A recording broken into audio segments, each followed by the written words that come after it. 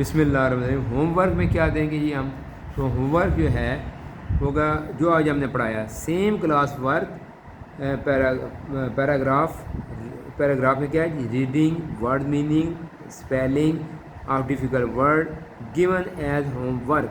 Home work کے طور پر یہ ساری چیزیں دی جائیں گی۔ آنسر کوشچن ایک دفعہ پڑھا دیں گے، لیکن وہ ہوم ورک نہ دیں کیونکہ ابھی بچوں کے بھی تیار نہیں ہوئے۔ 30 منٹ کے پیریڈ میں آپ بڑی مشکل سے یہ کام ہوگا، لیکن آپ کے آنسر کوشچن نہیں ہو سکیں گے، مجھے اندازہ ہے، تو لہٰذا یہ نہیں ہوگا۔ باقی یہ سارا کام اس کے ورڈ میں ریڈنگ بچے بار گھر سے پریکٹس کر کے آئیں گے، ورڈ میننگ یاد کر کے آئیں گے، اسپیلنگ بھی یاد کر کے آئیں گے۔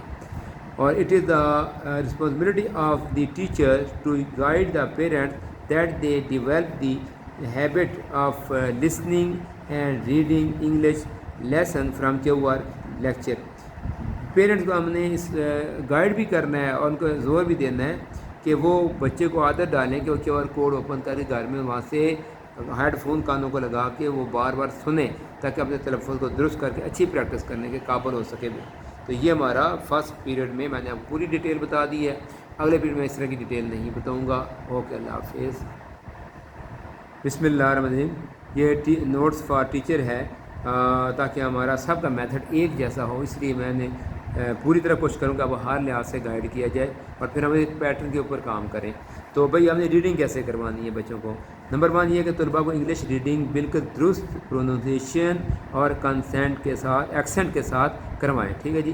تو درست الفاظ بولنے گھر سے آپ نے بہت پریکٹس ٹیچر نے کرنی ہے۔ انگلش بڑی مشکل ہے، میں خود دیکھ رہا ہوں، اور 7th کی میں نے کل اسٹڈی کر رہا تھا تو کافی مشکل ہے، اور اس کے لیے ٹیچر کو واقعی بہت زیادہ اسٹڈی کرنا پڑتا ہے۔ اب میں اپنے کریکشن اپنے تلفظ درست کر رہے ہوں گے پڑھانے کے لیے، تو تب ہم بچوں کو درست کروا سکیں گے۔ تو بہر جی پروننسیشن کو درست کرنی ہے، درست ایکسنٹ کے ساتھ کرنی ہے۔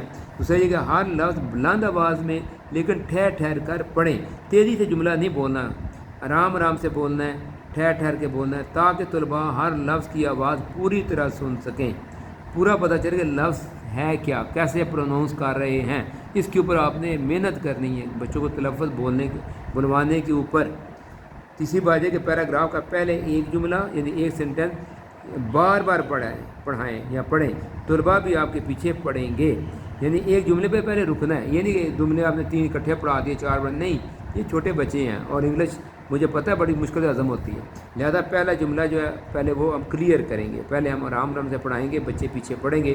جب ہمیں ایک دو بچے سن لیں گے، یقین ہوگا یہ ہو گیا، پھر اگلے پھر سے اگلے پیراگراف سینٹینس کے اوپر جائیں گے۔ اس طرح سینٹینس ٹو سینٹینس ہم نے چلنا ہے، آگے بڑھنا ہے، بچوں کو یاد کروانا ہے، تاکہ طلباء جو ہیں وہ پڑھنا آ جائے، تاکہ طلباء کو بہتر طریقے سے پڑھنا آ جائے، پھر اگلے جملے کی جانب بڑھیں گے۔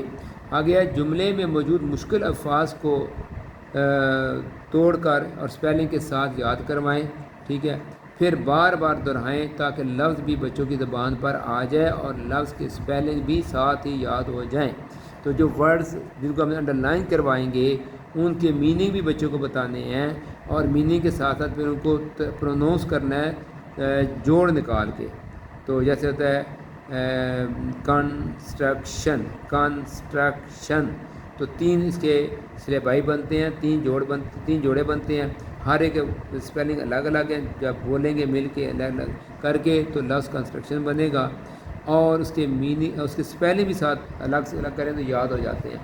تو اس طرح کر کے ہم نے ان کو یاد کروانے ہیں، اسپیلنگ بھی ہو جائیں گے، میننگ بھی ہو جائیں گے۔ نیکسٹ بات یہ کہ اسی طرح ریڈنگ کروا لینے کے بعد، تیار کروانے کے بعد مشق میں موجود ورڈ میننگ اور مسنگ لیٹر بھی تیار ہو جائیں گے۔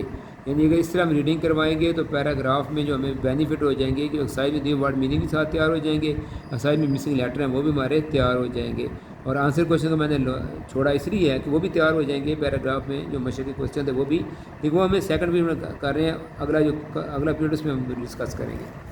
بسم اللہ الرحمن الرحیم۔ ہم